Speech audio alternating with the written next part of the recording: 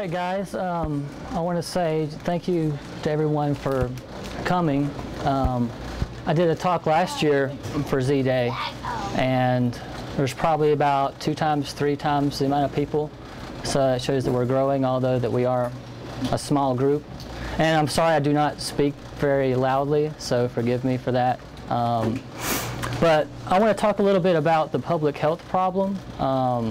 And I'm sort of banking off one of PJ's essays that are published on the Zeitgeist Movement website.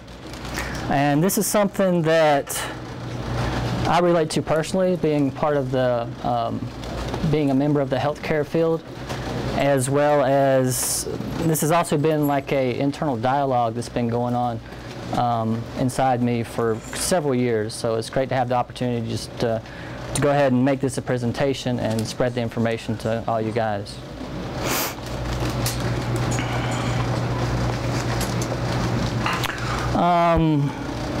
Let's start by defining health. Everyone basically has their own definition of what health is. Mine is the capacity for an organism to thrive in its environment, for someone to be free of disease, and to maintain an internal harmony between cells, tissues, and this is known as homeostasis. And this harmony is something that's important because I think we all agree right now there's a disharmony that's happening. And inside the body, when there's a disharmony, say for example when there's one cell in the body that's over-replicating itself, that's cancer, and that sucks a lot of energy away from other parts and tissues in the body. And that's a lot like the social system we have now.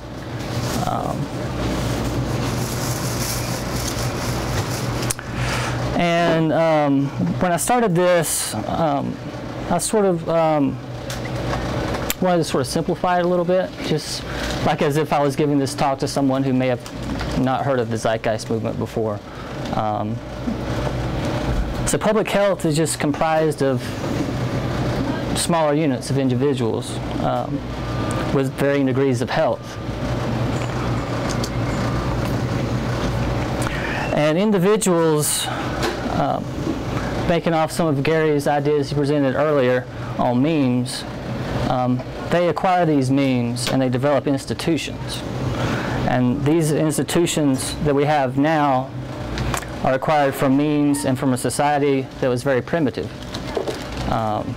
with very limited information. And so we develop these institutions, such as the party system, the educational institution, law, business, and medicine. And to fully care for a society, we need to look at these institutions. We need to question the validity to present-day knowledge.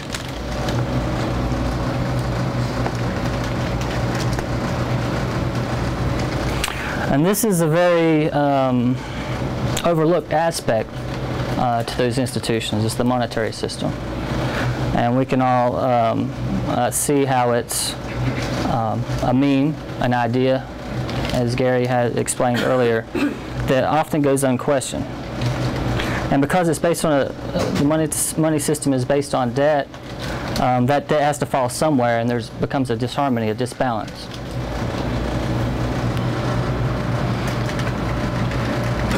And has anyone seen the film Money is Debt?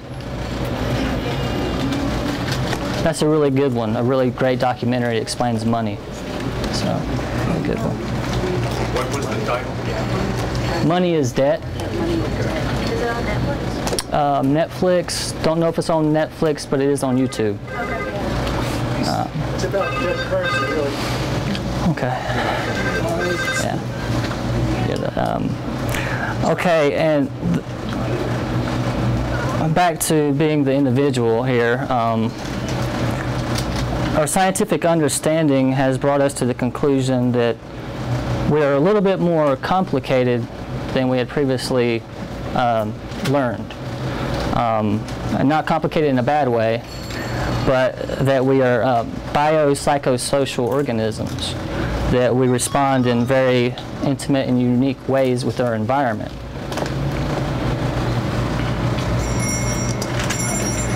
And has everyone seen Zeitgeist Moving Forward?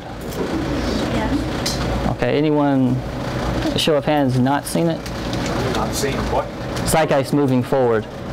Oh, Okay, good, because I'm going to be showing about an 8-minute clip and then about a 2-minute clip.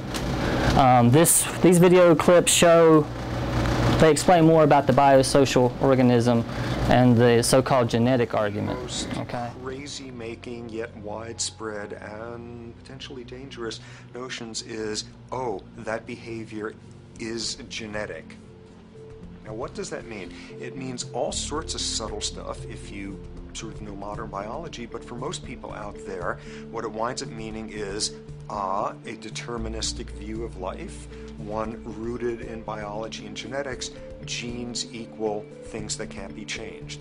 Genes equal things that are inevitable and that you might as well not waste resources trying to fix, might as well not put societal energies into trying to improve because it's inevitable, it's unchangeable. And that is sheer nonsense.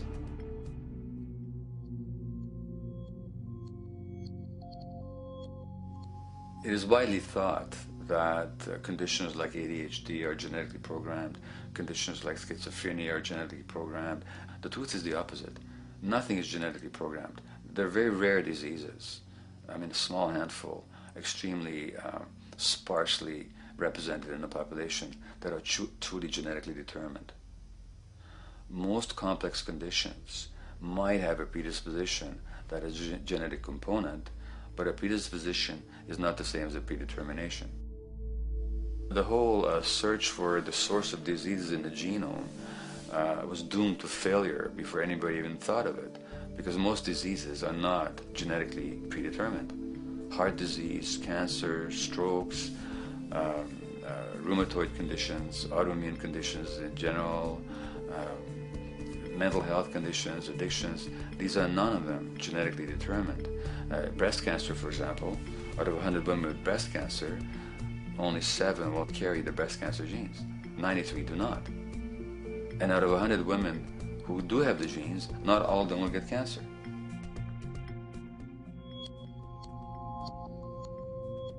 Genes are not just things that make us behave in a particular way regardless of our environment. Genes give us different ways of responding to our environment.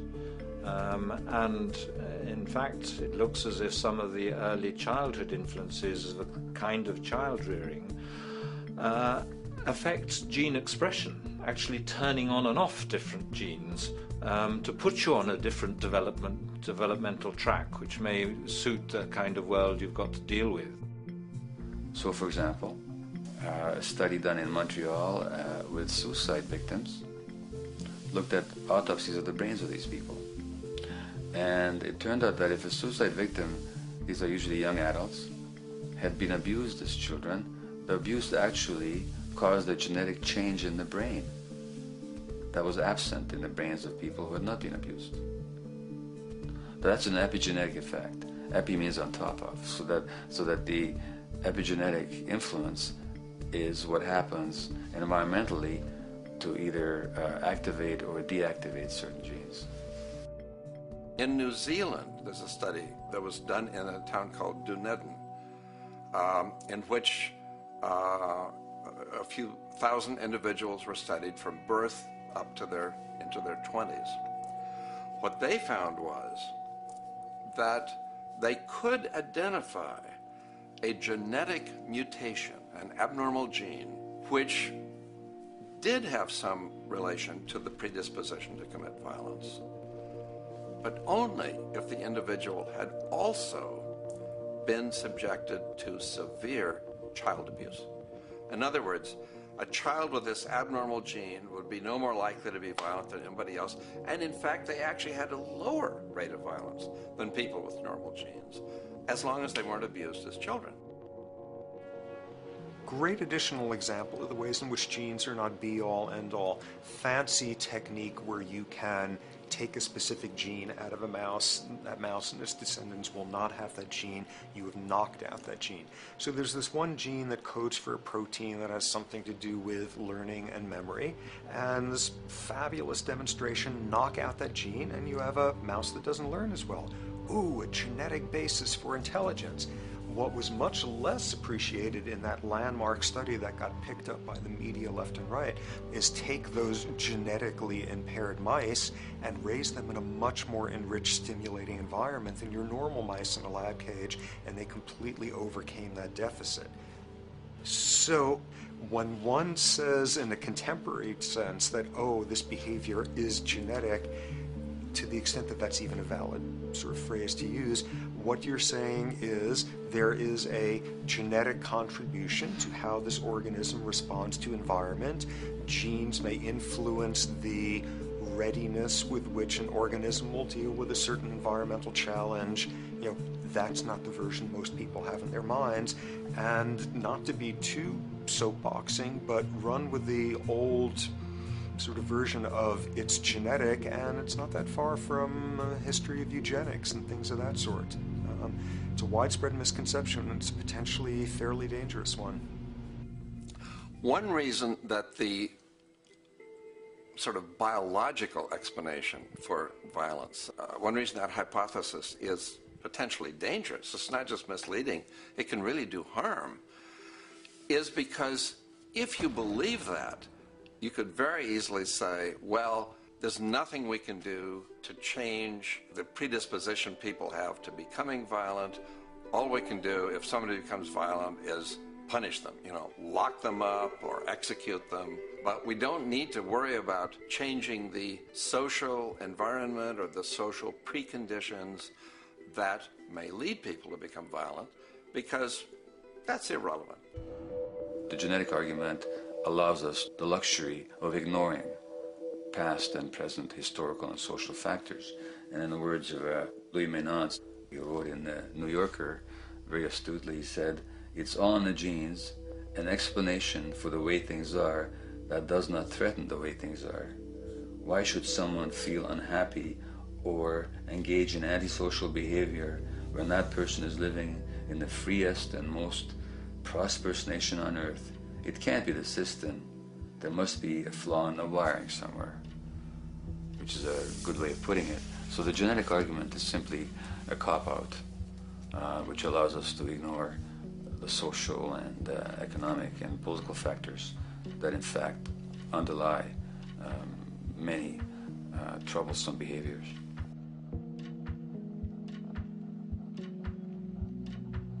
Addictions are usually considered to be a drug-related issue, but looking at it more broadly, I define addiction as any behavior that is associated with craving, with temporary relief, and with long-term negative consequences, along with an impairment of control over it, so that the person wishes to give it up or promises to do so, but can't follow through. And when you understand that, then you can see that there are many more addictions than simply those related to drugs. So there's workaholism, there's addiction to shopping, to the internet, to video games. There's the addiction to power. People have power, but they want more and more and more. Nothing is ever enough for them. Acquisition, corporations that must own more and more. The addiction to oil, or at least to the wealth and to the products made accessible to us by oil. Look at the negative consequences on the environment.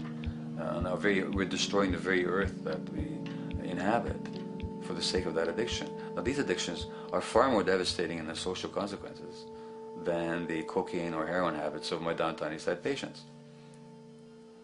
Yet they're rewarded and considered to be respectable. The tobacco company executive that shows a higher profit will get a much bigger reward. He doesn't face any negative consequences legally or otherwise. In fact, he's a respected member of the board of several other corporations. But tobacco smoke-related diseases kill 5.5 million people around the world every year. In the United States, they kill 400,000 people a year. And these people are addicted to what? To profit. To such a degree are they addicted that they're actually in denial. about the impact of their activities, which is typical for addicts, is denial. And that's a respectable one. It's respectable to be addicted to profit no matter what the cost. So what is acceptable and what is respectable is a highly arbitrary phenomenon in our society. And it seems like the greater the harm, the more respectable the addiction.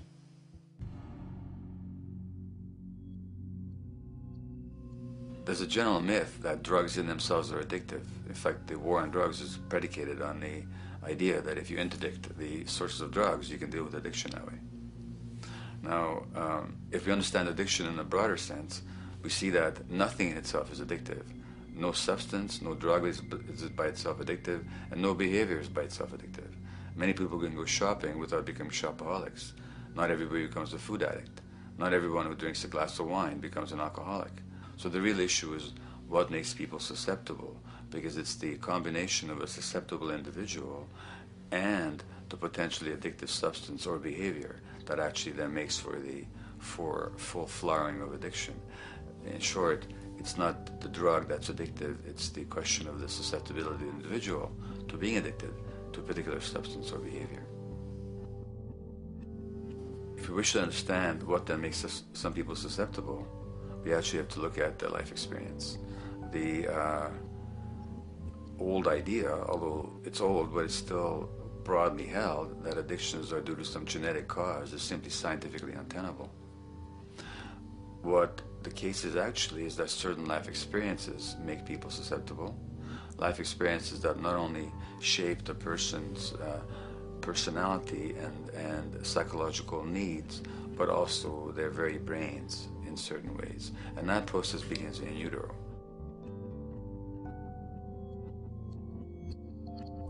It's been shown, for example, that if you stress mothers during pregnancy, their children are more likely to have traits that predispose them to addictions. And that's because development is shaped by the psychological and social environment. So the biology of human beings is very much affected by and programmed by their life experiences beginning in utero. Environment does not begin at birth. Environment begins as soon as you have an environment. As soon as you are a fetus, you are subject to whatever information is coming through mom's circulations, hormones, levels of nutrients. Great landmark example of this, something called the Dutch hunger winter. 1944, Nazis occupying Holland. For a bunch of reasons, they decide to take all the food and divert it to Germany. For 3 months, everybody there is starving. Tens of thousands of people starve to death. What the Dutch hunger winter effect is, if you were a second or third trimester fetus during the starvation, your body learned something very unique during that time. As it turns out, second, third trimester, something that your body is going about trying to learn about the environment is, well, how menacing of a place is it out there? How plentiful? How much nutrients am I getting by way of mom's circulation? Be a fetus who is starving during that time, and your body programs forever after to be really, really, really stingy with your sugar and fat, and what you do is you store every bit of it. Be a Dutch hunger winter fetus, and half a century later, everything else being equal, you are more likely to have high blood pressure, obesity, or metabolic syndrome. That is environment coming in a very unexpected place. You can stress animals in a laboratory when they're pregnant, and their offspring will be more likely to use cocaine and alcohol as adults. You can stress human mothers. For example, in a British study, women who are abused in pregnancy will have higher levels of the stress hormone cortisol in their placenta at birth, and their children are more likely to have conditions that predispose them to addictions by age 7 or 8. So in utero stress already prepares the ground for all kinds of mental health issues. Israeli study done prior on children born to mothers who were pregnant prior to the onset of the 1967 war. These women, of course, are very stressed, and their offspring have a higher incidence of schizophrenia than the average cohort.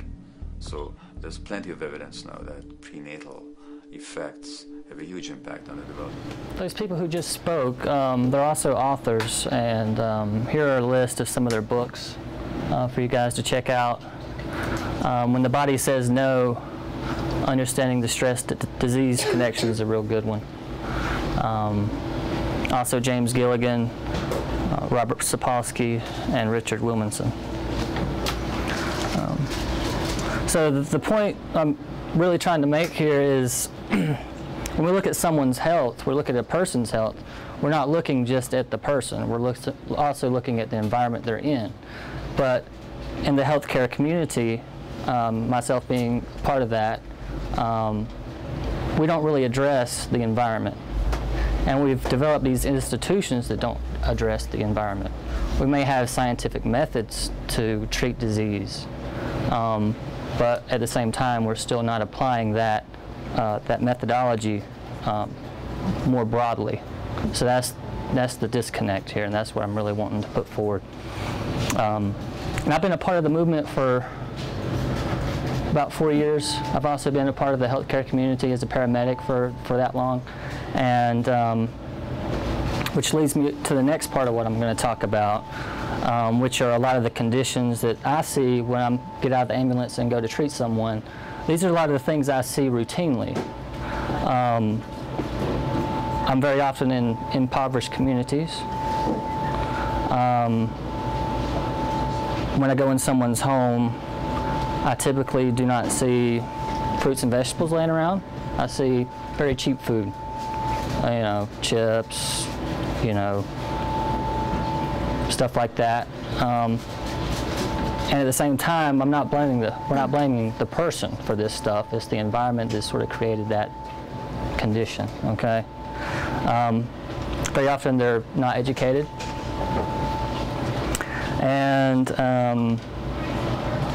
there's a distortion of values, which is direct relationship to how the environment, the memes, the institutions, and stuff like that. So the result is good for the healthcare industry. This is great stuff for them because it generates money, profit. So they're making lots of money off this stuff. So it's self-reinforcing. So and those who work are also working in conditions under extreme stress. Myself, fatigue. We suffer fatigue a lot of times, which causes poor health too. So, well, how do we change this stuff? Okay, and this is just a slide that shows more of what you guys are already aware, how disease creates industry. Okay, we don't really make a whole lot of money off healthy people, so unfortunately. Scientific method, something that is implemented inside the medical community, but like I said earlier, it's not on a larger scale. And this is just an overview of the scientific method. And I'd like to say with the service I work for, we've implemented the scientific method in a progressive degree. But again, not in a more broad perspective, which hopefully we'll be doing that very soon. But we've implemented it in a way to where we've seen success rates in our resuscitations from CPR up 40% by using scientific methods. So it is a method that does work. Okay. But what we need to do is just reorient our values so that we integrate it into a larger view. Okay. And this just talks about a resource-based economy. A resource-based economy is an economy that uses the scientific method, as most of us are aware. The term and meaning of a resource-based economy was originated by Jacques Fresco. It is a holistic socioeconomic system in which all goods and services are available without the use of money, credits, barter, or any other system of debt or servitude. All resources become the common heritage of all of the inhabitants, not just a select few.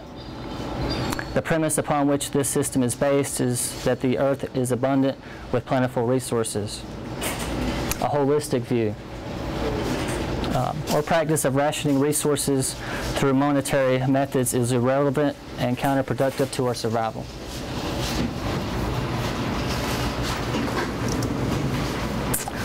So our goals in the movement are just to educate people, to integrate these values individually so they can be represented in a more larger way.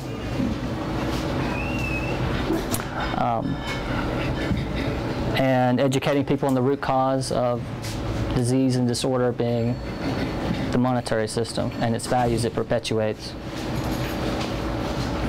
And like Gary said, like earlier, I'm constantly updating my values too.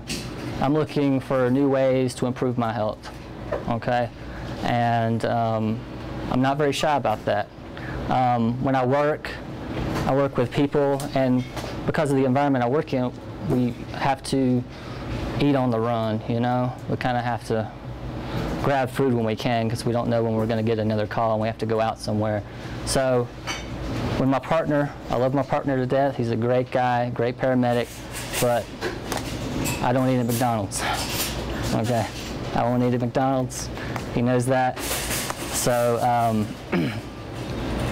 so I ended up cooking a lot of the times at our station, but this is part of showing that value system and having other people, educating others as well. And we can all do that in varying degrees.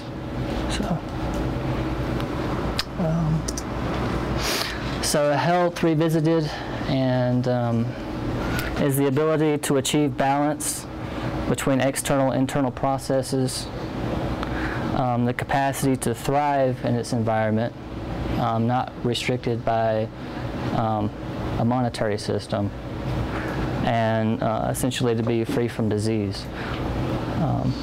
Now, a certain degree of attention is good for growth, but I'm not really talking about that. But health is something that's very important to me, and I hope it is to all you guys as well. But that's my talk. Hopefully you guys have some questions.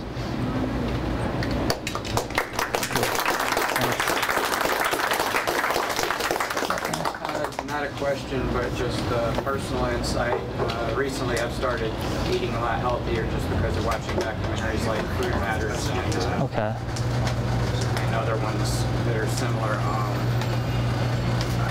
I've found that just in a couple of weeks of eating healthy, my attitude and motivation have improved greatly. Okay. So I'm really starting to use the scientific method in my eating, my thought process of eating. Yeah, and eating the proper... Good energy, you'll get out good results. Exactly. That's just exactly what I was going to say. Eating the proper food, when you can, get organic food, fruits and vegetables. If you eat out a lot, try to learn how to cook some. We eat a lot of protein in our environment, a lot of excess protein, so you might want to look at maybe not having a meal with meat or something to that effect. You don't have to become vegetarian. I'm personally vegetarian. I'm not exactly vegetarian. I eat fish, but we eat a lot. Studies have shown that we eat too much meat in our society, and that's enforced by the selling of meat. And eating proper food adds more energy. You increase your energy, as well as doing some exercise, and that is also helpful. So. Decrease sugar. Exactly. Exactly. Yeah. My mom actually, she recently gave me a bag of coconut sugar. I've never had it before, but it's actually pretty good. Yeah. Anything coconut, yeah. Coconut oil, coconut water. Yeah, that's good stuff. Anyone else? I was going to say, you mentioned about organic foods, and it does seem pretty basic. If you think about it, from the time you were really little, all your life you've been told, don't put that in your mouth. And then we get older and we watch TV and we run around and we're thinking, well, we don't have time. But really, what you put in your body is super important. So, I mean, don't put anything in your body that's going to hurt you. You read it, find out, investigate, see what's the difference between, you know, McDonald's and an organic, you know, meal you cook at home. Find out what it is and care about yourself enough. It's really important. If you support the health, there's not a lot of room for disease if you just support the healthy side. Mm-hmm. I always like healthcare workers talking. Yeah. the anachronism for the standard American diet. Sad. Yeah, exactly. It's really sad. And if you realize that your food is your fuel, and just like you wouldn't pour salt in your gas tank and expect your car to run, you got to know that the fuel you're putting in your body is very specific. Biochemistry is a very specific thing, and everybody's body's different, so you have to find out what works for you. And you have to be a detective in a lot of cases. Also, I have seizures, and I've noticed that when I eat organic, I have less seizures. It's very interesting. It's absolutely true. It does. That's Interesting. not surprising to me. One of the causes of disease is just, I don't know specifically about seizures, but a buildup of toxins, which are in food. So that's very interesting. So, yeah. I don't know the scientist's name, but he was the one that discovered that the lack of vitamin D caused rickets. And he made a very revolutionary statement back then that someday we would find that every disease known to man is nutritionally based. And they still don't teach more than one semester of nutrition to doctors.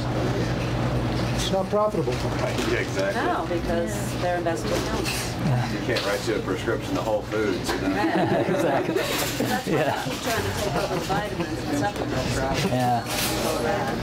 So guys. Also, it's a lot less expensive to eat garbage than it is to go out and get better In food. the short term, that's true, but in the long run, this is your life. It's your body, it's your life. That's the most valuable thing you have. I'm saying though, like when he talks about going into impoverished nations, impoverished areas, those people don't have a choice. That's there, but we're so right now we're thinking just for yourself. But even here, socioeconomically, I have clients that are on food stamps, can't afford to shop at Earth Fare or Whole Foods.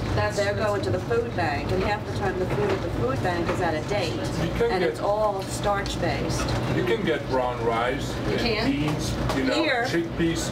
Here, not Anywhere, where I cheap. am. It's cheap, you know. You can live very, very Yes, cheap. you can do that. You know, if you learn how to cook it nicely, you know, I mean, take a carrot, chop it into really small slices, and fry it with some oil and salt. You know, sea salt. Don't get that other garbage. You know, that's like pure sugar.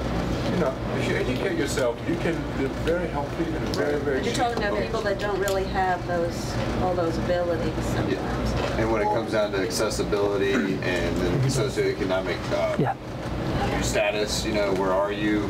What do you have money-wise? You know, where can you go? And what kind of stores are around? Yeah. Yeah, because in some neighborhoods they don't even have grocery stores. They have convenience stores. Oh, yeah. And what do you get in convenience stores? Convenience. I mean, people just don't know when you go there. Right. Even, I mean, I went to college. I went to nursing school, and the nutrition class was like a week long, and it was a complete joke. Based on what the FDA says. Yeah, it was just an embarrassment. I actually had a really enthusiastic teacher, and she taught us outside curriculum about organics, and gave us real instruction. But like the actual nutrition classes are just laughable. I mean, even at a college level, it's an embarrassment. Well, think about the FDA standards when it says that you're getting 100% of what the FDA requires for a vitamin. Their requirements are for the sustainment of life. Not thriving, not health, just to sustain life. So it's a minuscule amount of what you really need. You bring up a really good point. There's more to nutrition than just merely calories. A lot of people just talk about calories like we're machines that only require fuel, but we also require other things like water and vitamins and stuff like that. So and never soda. It's not required. Speaking of water, make sure you drink reverse osmosis or purified water. Fluoridated water is all sorts of side effects. Like 77% of this is fluoridated water. I do the best I can with water. I recently got a reverse osmosis machine, but the thing is, from where I live, I can't implement it. So I got a really good deal on it, though. If anybody's interested, like $60. Get yourself a water filter, you know, it's a charcoal filter. It will take out, you know, most of the fluoride, especially the fluoride, you know.